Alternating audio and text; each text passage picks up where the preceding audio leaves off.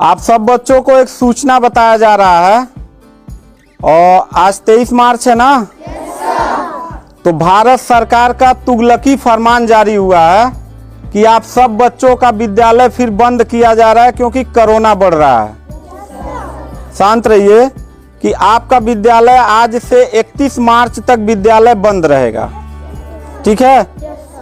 और आप सब लोगों को बताना चाहेंगे कि यही काम पिछले साल भी हुआ था कि 1 हफ्ते के लिए लॉकडाउन किया जाएगा जब आपका एनुअल एग्जाम चल रहा था, और तब से लेके पूरा साल जो था वो विद्यालय बंद हो गया, जिससे आपकी पढ़ाई बहुत ज़्यादा नुकसान हुआ। और इस साल जब विद्यालय खुला, आपने किताब कॉपी अपना सारा व्यवस्था कर लिया, तब हमारे तुगलकी फरमान जो हमारे सरकार हैं वो अब आदेश कर दिए कि अब फिर जो है कि ये विद्यालय फिर बंद होगा। माननीय योगी आदित्यनाथ महाराज जी, मैं आपसे पूछना चाहता हूं कि आप बच्चों के भविष्य के साथ और जो प्राइवेट अध्यापक विद्यालय में पढ़ा के अपनी रोजी रोटी कमा खा रहे हैं, उनके पेट पे लात क्यों मार रहे हैं? इन बच्चों के भविष्य के साथ खिलवाड़ क्यों कर रहे हैं?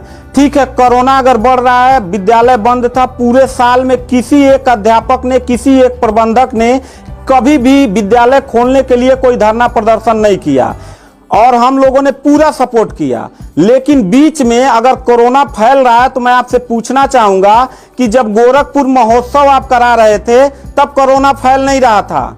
जब आप आके यहाँ पे इलाहाबाद के प्रयागराज में कुंभ का मेला लगवा रहे थे तब कोरोना नहीं फैल रहा था, जहाँ पे करोड़ों लोग स्नान करने गए। और अभी हरिद्वार में महाकुंभ का आयोजन आप करवा रहे हैं तब कोरोना नहीं फैल रहा है। बिहार में चुनाव हो रहा है तब कोरोना नहीं फैल रहा है। और विद्यालय जो बच्चों का सबसे देश की रीढ़ की हड्डी होते हैं, जिनकी बुनियादी शिक्षा, प्रारंभिक शिक्षा आप बिल्कुल बर्बाद कर दिए हैं पिछले 2 साल से, और अब जाके फिर लॉकडाउन आप लगा रहे हैं। तो आपसे पूछना चाहेंगे कि बच्चों के भविष्य के साथ आप मैच क्यों खेल रहे हैं?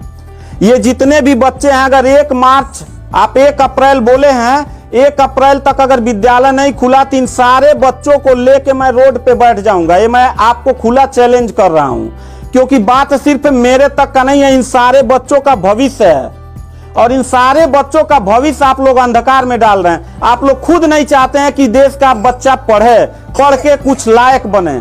आप लोग अपना जब रैली निकालना रहेगा, चुनाव रहेगा, तो कोरोना आपके पास नहीं रहता है, और जब आपको लगेगा कि आपके विपक्ष में लोग खड़े हो रहे हैं तो आप कोरोना का ड्रामा करा के विद्यालय को सबसे पहले आप बर्बाद कर रहे हैं। आप बताइए, विद्यालय में आप गोरखपुर जिले में 193 लोगों ने अपने विद्यालय की मान्यता निरस्त करा लिया। जानते हैं क्यों? महंत योगी आदित्यनाथ जी, क्योंकि वो लीज पे चलाते थे और उनका भाड़ा हुआ करता था 40,000 45,000 रुपया मंथली हुआ करता था। वो भाड़ा न चुकाने के वजह से, चूंकि मालिक को भाड़ा चाहिए, उन लोगों ने अपनी मान्यता निरस्त करा दिया। और सरकारी जो स्कूल है उनकी हालत तो पहले से मतलब खस्ता हो चुकी है। तो ऐसे कंडीशन में गार्जियन करे तो क्या करे और हम अध्यापक करे तो क्या करें? ये जितने भी 16-17 स्टाफ हैं, इन सब लोगों की रोजी रोटी चलती है इन बच्चों के और इस विद्यालय के संस्था से। आप लोग हमारे पेट पे प्रहार कर रहे हैं, हम लोगों के व्यवसाय से प्रहार कर रहे हैं। अगर आपको लग रहा है कोरोना है, ठीक है, विद्यालय बंद कर दीजिए, तो आप ये भी अपनी नीयत को साफ करिए कि कुंभ का जो मेला, महाकुंभ का लगवाने वाले हैं, उसको भी कैंसिल कर दीजिए। और जो गोरखपुर महोत्सव और गोरखनाथ का मेला लगवा के आप ड्रामा करवा रहे हैं वो भी बंद करवाइए। यानी आप खुद नियम का पहले फॉलो करिए, हम लोग नियम को फॉलो करने के लिए तैयार हैं। अगर लास्ट में जाते जाते यही कहेंगे, इन बच्चों को, चेहरों को देखिए, इनके माता पिता ने सारे बच्चों का, किनका मोबाइल बज रहा है, साइलेंट कर लीजिएगा सर।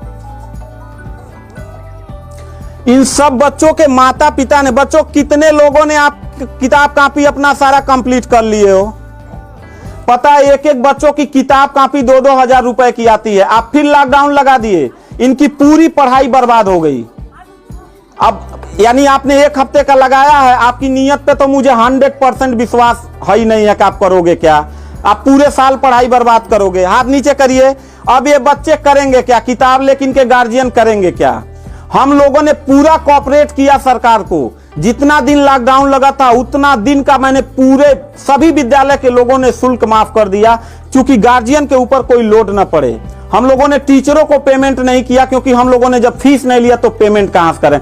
हम लोगों ने पूरा सरकार का साथ दिया, जितना हो सकता था सब लोगों ने साथ दिया। लेकिन अब इतनी कंडीशन होने के बाद, विद्यालय खुलने के बाद आप लोग विद्यालय बंद कर रहे हैं, ये बहुत ही गलत कर रहे हैं। और आपका पॉलिटिकल जो फंडामेंटल जिस पे आप चल रहे हैं, कि जिन नियतों पे आपका बर्बाद होने वाला है, मैं लिख के आपको दे दूंगा कि अगर फिर से 1 अप्रैल के बाद, ठीक है, अगर 1 हफ्ते के रोकने के बाद कोरोना भाग जाता तो मतलब 1 हफ्ता आप बंद कर लीजिए, बिल्कुल हम लोग 1 हफ्ता नहीं पढ़ाई कराएंगे।